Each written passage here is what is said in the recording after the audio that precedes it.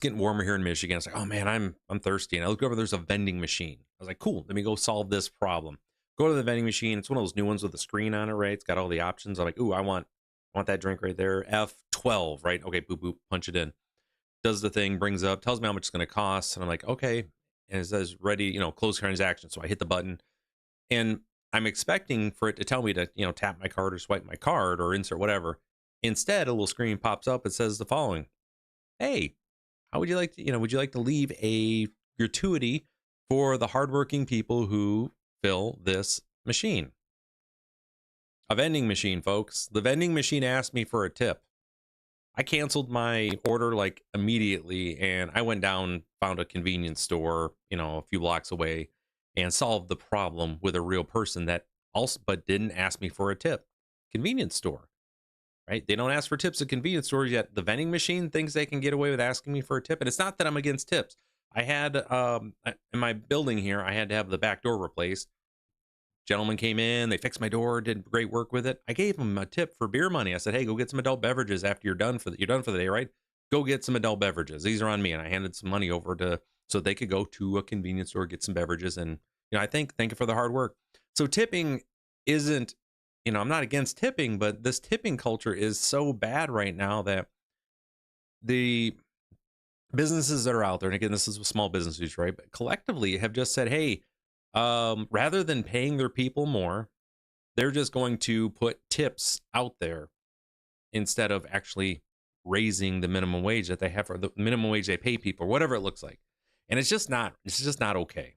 And we're going to look at an article today from The Guardian where they're talking about how the pushback is real and how we're all getting extremely frustrated with this and the disdain that is in contempt. I think that's the word I want to use, that the average person is harboring for businesses that are pushing this tipping culture to the point where they're deciding to go elsewhere with their dollars in order to get the same product. And we're going to discuss that here and why the business owners that I work with and I advise a lot of retail operations and what I talk to them about this as well too. So yeah, for those that don't know, my name is Ryan Howe. I'm a business coach that works out of West Michigan and around the country. And I come here live on YouTube pretty consistently every single day, sharing information I share with my clients. And I hope to earn your subscription today. So let's get into this here. So this is from The Guardian. As I mentioned, link is going to be in the description. We always ask, please go visit these folks. They do a good job providing this information. We want to get them their clicks. It's out of control. And it's out of the hospitality industry. And so there's a running joke that I have with a lot of my clients that it's turned into the hostility industry, mainly in the way that the people act on the one side of the counter and the way that you feel you're being treated as a customer sometimes going into these places. Instead of hospitality, it's hostility industry. But it's out of control. This fight against the U.S. tip creep, where tips are everywhere. Like I said, I couldn't believe on a vending machine of all things. How disrespectful to me as a customer, right? I know someone comes and fills the dang thing. That's their job. They didn't do anything above and beyond. They took drink and put it inside of a machine. That's the job. Okay. And I used to be a merchandiser for Pepsi, so I understand the work. No one in a grocery store ever handed me a tip for making sure that they had Pepsi up there. Okay. All right. When Garrett Peters, a 29-year-old architect in Dallas, and his girlfriend traveled to Paris last year, one of their favorite parts was eating out. They enjoyed lots of stuff. They even had escargot, which is really good, by the way. Snails. Anyway, but it wasn't just Paris cuisine they admired. It's also a different tipping culture. We talk about how nice it was in Europe that they pay their waiters and waitresses, and we don't have to tip because of it. Now, there's something that we do it in the U.S., but there's something they always forget about that. The government subsidizes lunchtime at restaurants. So there's a piece there where it's not just the business, the government subsidizes so that the workers can have a lunch at a restaurant of their choice. So there's subsidies that are going that allow for it. But regardless, they don't have tipping culture in Europe, okay? Now, it's something that we do in the U.S., and it's been a longstanding practice in the U.S. businesses where service workers often make less than the federal minimum wage and rely on gratuities to make a living. But starting half a decade ago, always the pandemic messed us up, injected the danger of the frontline jobs, tipping increased, and then began to creep into new sectors. Now people say it's inescapable, which is true. Now, The Guardian, they went and asked everybody, like, hey, and this is what we're going to get into, where's some of the places you've seen these ridiculous, hey, would you like to tip? Self-checkouts. Yeah, Self-checkout. I've seen a couple of those. That's insane. Drive-throughs for sure. Hot dog stand, drugstores, a bottled water stall at a jazz festival, airport vending machine. This is where I saw mine too. Was at a I've seen that as well at the airport vending machine. A used bookstore, a cinema box office, a children's arcade. I Before tipping was considered generosity, now it's about guilt. And that's where we're going to get into this here, where in a little bit about how business owners are rather again, how they're using this in order to not have to pay wages. Like it's interesting the piece here. But a backlash that could be brewing is brewing. With gratuities falling from a pandemic peak, the average full service restaurant tips in the fourth quarter fell to 19.3%, which is a 6-year low. Man, that's also because stuff is costing more, right? If I'm going out to eat, let's say me and the redhead, right? We go out to eat, we can grab some food at the local Mexican place here. It's a $40 bill, and we don't even drink, like no alcohol for us. Then you add in a gratuity, and I'm pushing $50 for what I can make at the house for under $10, right? So we're doing math, and that's part of the issue that we're running into here, and everyone else is there. And again, this is from Toast. They are great. They're not great. I don't want to say that here, but they are one of the largest point of sale providers for the restaurant industry. Petter said he was adding less on the bill now in the hopes that employers would be forced to increase pay for staff. When he mentioned this to acquaintances working service jobs, some became angry and said, I just said, why aren't you mad at your boss for not paying you a livable wage? I think business owners are really taking advantage of the situation, 100%. He's concerned by how companies rely on tips to subsidize wages can make workers especially vulnerable to how generous customers are feeling. Now, there's some issues with this too, and we're going to get back to the article in a second, is that there is the one thing where they still have they got to guarantee a certain level of wage. A lot of municipalities taking care of this. The chain of gourmet donut. I used to run a chain of gourmet donut shops back in the day with an ownership group, right? And we guaranteed a certain minimum wage regardless of the tips. If the tips didn't get you there, so like say we would guarantee that let's throw out $15 an hour for our anyone who works there, and then the tips. So they had to get 15 if they made more. And honestly, during the summer, a lot of our folks were averaging $15 to $30 an hour with tips. Like this was where it was at. This is pre-pandemic. After pandemic, that number it went up quite a bit because the idea changed. And the biggest culprit of this was the POS tilt screen actually flipping it over towards the customer. It wired them to say, oh, I have to do something now. And the first thing they see is a tip screen, right? So it was a way to do it and get it. So I'm, again, right there with you. I didn't like it personally. However, that's where the culture was. This is pre-pandemic. After pandemic, there were some changes made, and we saw tips started having adjustments. But anyways, all right, so with this here, they're talking about we're confronted with this at every transaction is what happens, right? We got to do something on the POS screen. Schultz said he enjoyed chatting to cashiers, sharing a smile or a joke, and experience a brief connection. In general, he felt very comfortable just saying no tip when there was not genuine service, but there's always a bit of tension involved, given the server is typically standing right there.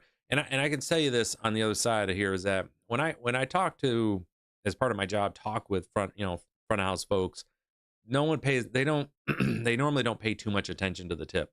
They're just trying to finish a transaction and get down to the next person. At the end of the shift, yeah, they're paying attention to it, or even there's downtime. But when they're with you as a customer, they're normally not paying attention to it. And frankly, I've talked to quite a few baristas and everything else. If you're ordering a drip coffee, say I go to Starbucks, right, and I want to go get want to get a Pike's roast or whatever.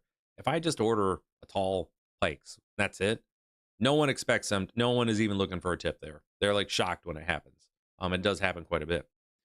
Now, if you're doing a large order, and it's that thing, it's that balance, right, where we want to have it. So they don't expect it for the most part. But businesses, that's something that's always bothered me, that is right now with the way the POS systems are at, where it is in your face. There's another piece here too, where when the gratuity is already included, like there's a lot of issue I have with that too. We're gonna get to that in a second. Okay, so here we go. All right, so for Ellen, a 33-year-old career cook in Worcester. See, I know how to pronounce it, folks. Now it's not Worcester, it's Worcester. Massachusetts, the rules of tipping while growing up were easy to grasp. 18% was standard for restaurants, perhaps adjusted upwards 5% for exceptional service. That's true. She worked as a barista for a year before COVID, and she knew the importance of tips. Now she said it felt as social rules on tipping have come unstuck, and now establishments often feature a suggested tip starting at 25%. And it's rude. All right. So, again, go check out this article, folks. I want to get into now kind of what I'm talking to my clients about. And this is the frustrating piece that I'm making sure that they understand. What you don't want to do is push the tipping culture directly in the face of your clients. It is not the expectation. Now, you want to have it set up in a way that reduces friction to make it easy if they would like to give a gratuity, especially in the world of, swiping cards. That's important because we do want to make sure that folks can still tip if they need to, or if they'd like to, right? Rather than find a checkbook or give you cash and then worry if it's going to get to them. We put it on there. So what my recommendation, as always, is we work with your your POS system if you can, rather than getting the flip one. This is important here because that flip it signals something when it comes to where's it at here? Who's that? If you look at Robert B. Cialdini, it's an actual physical trigger that makes people think, oh, this is happening. I guess I'm supposed to tip because you're making me do it. My clients, we're spending the extra money on having a client-facing POS screen they work off of. So it's just a question in there as part of it instead of the physical turn, okay? To where people feel guilty. Now you're shoving it in front of them that they have to tip. It's just part of the transaction. And you will see tips come down. They do. As soon as we have any place we implement that, the tips that people get go down.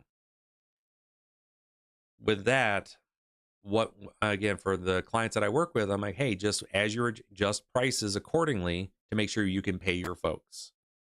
And that's what we do. And the amazing thing happens.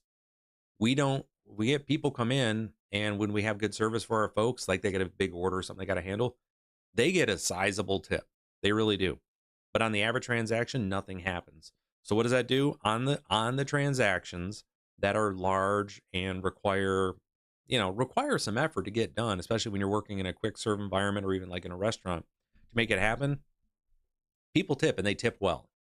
It's for everything else that comes down. So while tips went down, the level of like the size, it actually went up on certain things. So when I'm advising my clients, end of the day, we want to make sure that we just adjust prices so we can pay our people accordingly, and not depend on guilting our customers into tipping our folks. And the last piece here, I just want to be able to get into this, is if you're a business owner right now and you just heard the Congress and everybody just passed, hey, no tax on tips, which is great. Do not start forcing more and more of your where you're including a gratuity as a tip, so that way you don't have to pay employer taxes on those things. Like that's my other worry here, is going to be how much fees we're going to see go up on the employer side to try to save a nickel or a dime here on the employer tax piece, which is not good. We want to make sure we're paying those taxes. Those ones are kind of important. So that's kind of a big piece here. Again, for us on the consumer side, listen, if you don't want to tip, don't tip. I cannot overstate this enough. Don't worry about it. That's on everyone else. No one's going to mess with your food. No one's going to mess with your drink. No one's going to think you're a terrible person because you didn't tip on your drip coffee that you got from the coffee shop. That's not going to happen. Okay. But continue to tip for those folks that are doing amazing work for you. Again, in the U.S., it's just one of the things that we have. We are the most charitable country on the planet. As a whole, Americans, we like to give, we like to support people. It's what we do. So don't be upset about not tipping, because as a whole, I guarantee you are more generous than the vast majority of people on the rest of the planet. Okay.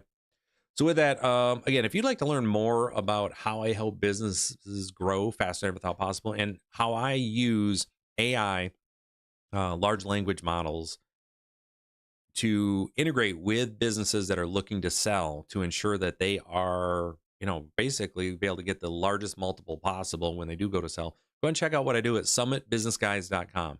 Take care, everybody. I will see you next time.